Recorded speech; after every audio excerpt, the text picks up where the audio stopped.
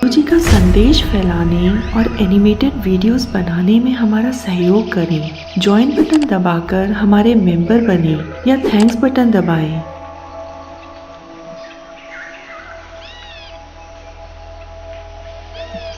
संसार में ज्ञान का प्रसार करते हुए श्री गुरु नानक देव जी भाई बाला और भाई मर्दाना संग यात्रा करते हुए बंगाल तथा ढाका में जा पहुंचे।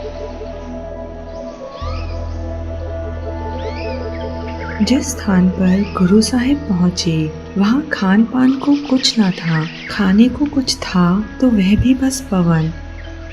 गुरु जी का तो भूख और प्यास पर अधिकार था, परंतु भाई मर्दाना भूख से व्याकुल होकर कहने लगे, गुरु साहिब अब भूख बर्दाश्त नहीं हो रही, यहाँ तो दूर दूर तक खाने को नहीं है, कुछ करो गुरु साहिब, कुछ करो।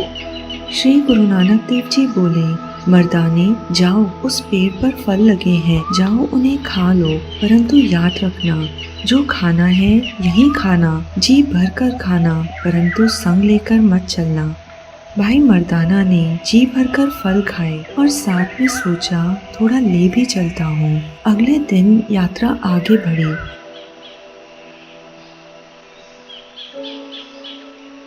और भाई मर्दाना को फिर भूख लगी और उन्होंने साथ लाए हुए फल खाना शुरू कर दिया।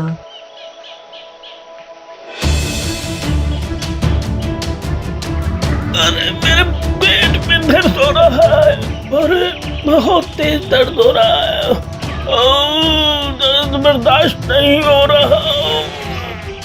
गुरुजी भाई मर्दाना की यह दशा देख मुस्कुराने लगे। गुरु साहब, मेरी जान निकले जा रही है और आप मुस्कुरा रहे हैं। मर्दाने, तुमने आज्ञा का पालन नहीं किया, जिसकी वजह से तुम्हारी यह दशा हो रही है। गुरुजी ने एक फल तोड़ भाई मर्दाना को दिया, जिसे खाते ही भाई मर्दाना भले चंगे हो गए। अब कुछ जान में जान आई। यात्रा फिर आगे को बढ़ गई। वे लोग एक राजा के राज्य में पहुंचे। जाने भाई मर्दाना के मन में क्या आया। वह बोले, गुरु साहिब, अब मैं आगे नहीं जाऊंगा, अब आप तो मुझे आज्ञा ही दे दीजिए। गुरुजी बोले, मर्दाना, मानो बहुत सी मुसीबत आने का भय है, इसलिए तुम्हारा हमारे संग रहना ही उचित है। नहीं गुरु साहिब, मैं आगे नहीं जाऊंगा। गुरुजी के समझाने पर भी जब भाई मर्दाना नहीं माने तो गुरु साहिब वहीं डेरा जमाकर बैठ गए और भाई मर्दाना पीछे की ओर चल दिए। भाई मर्दाना के कदम आगे को बढ़ रहे थे, परंतु वह नहीं जानते थे कि उनका हर कदम उन्हें मुसीबत की ओर ले जा रहा है। पास ही एक राक्षस रहता था जिसका नाम कौदा था। वह नरभक्षी था।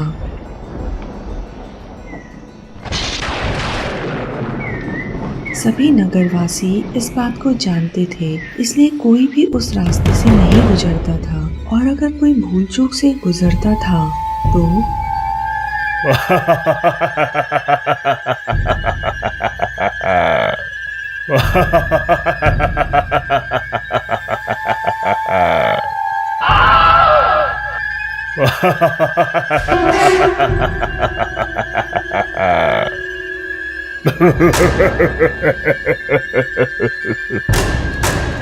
कौदा राक्षस काफी समय से भूखा था और वह मन में सोच रहा था, बहुत जोर की भूख लगी है। तभी उसे भाई मर्दाना आते दिखाई दिए। उसकी खुशी का कोई ठिकाना न रहा। वह उन्हें देखते ही खुश हो गया। मजा आ गया, मजा आ गया। और सामने मानव आ रहा है। आज मुझे मांस मिलेगा, मुझे मांस मिलेगा। गरम गरम तेल में तल कर खाऊंगा मैं तुम्हें। मुझे आज मांस मिलेगा। उसने भाई मर्दाना को पेड़ से बांध दिया और एक बड़ी कढ़ाई में तेल गरम करने लगा। मुझे छोड़ दो, मैं अकेला नहीं हूँ। मेरे गुरु मेरे अंग संग हैं। कोई नहीं बचा सकता तुझे, कोई नहीं बचा सकता। तेरा समय पूरा हो गया है, आज तू मेरा भोजन बनेगा। दूसरी ओर अंतर्यामी श्री गुरु नानक देव जी भाई बाला से बोले, हे बाला, मर्दाना राक्षस के पंजे में फंस चुका है और वह उसे गरम तेल से भरे कढ़ाई में तलना चाहता है। गुरु साहिब, फिर तो हमें तुरंत मर्दाना की सहायता के लिए पहुंचना चाहिए। गुरुजी तुरंत उठे और उस ओर चल दिए जहाँ भाई मर्दाना को गौदा राक्षस ने पकड़ा था।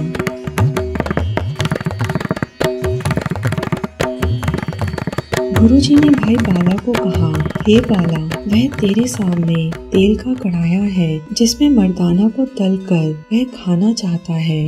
आगे क्या होता है हम चुप होकर देखते हैं। गुरु साहिब, अगर हम चुपचाप खड़े खड़े सब कुछ देखेंगे तो हमारा आना या ना आना बराबर ही होगा। हमें तुरंत उसकी मदद करनी चाहिए। गुरुजी बोले, बाले, जो करतार की इच्छा होगी वही होगा। उस करतार की लीला चुपचाप देखते जाओ। आ जाओ, तुम्हें गरम गरम तेल में डालूंगा। अब तुम्हें मार कर मैं खाऊंगा। करतार की कृपा हुई और उबलता तेल बर्फ की तरह ठंडा हो गया।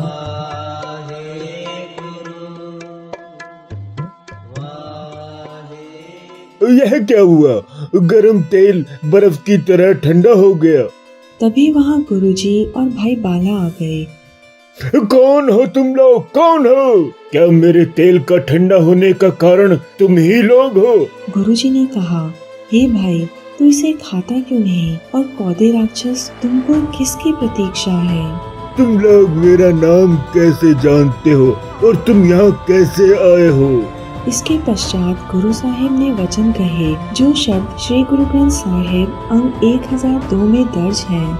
हे भाई, गुरु ने जिस मनुष्य के पैरों से मोह की बेड़ियां काट दी, जिसको मोह की कैद से आजाद कर दिया, उसके मन में आत्मिक जीवन की सूझ पैदा हो गई। उसका भ्रम का अंडा टूट गया। उसका मन आत्मिक उड़ान लगाने के योग्य हो गया।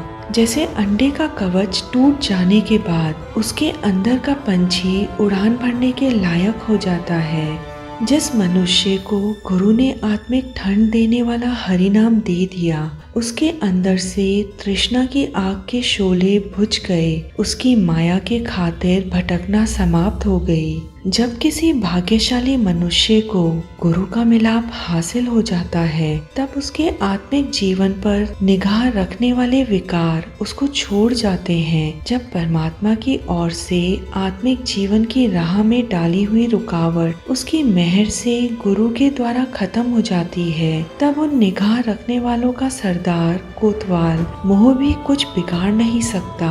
जिस मनुष्यों पर गुरु ने उपकार कर दिया, वह संसार समुद्र में डूबने से बच के किनारे पर पहुंच गए। उनके अनेक जन्मों के किए बुरे कर्मों का कर्ज यानी विकारों के संस्कारों का संग्रह खत्म हो गया। वे बुरे कर्मों की कैद में से निकल गए।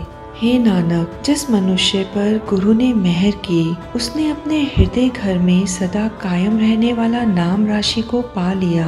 सदा कायम रहने वाला नाम सौदा प्राप्त कर लिया।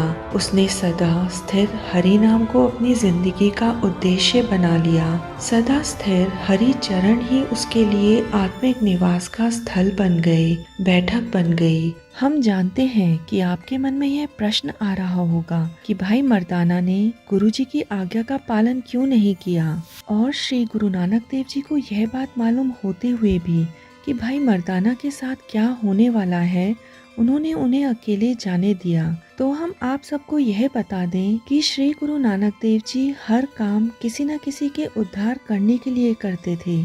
इस साखी में भी गुरुजी ने भाई मर्दाना की मदद से नरभक्षी कौदा का उद्धार किया। सतनाम श्री वाहे गुरु।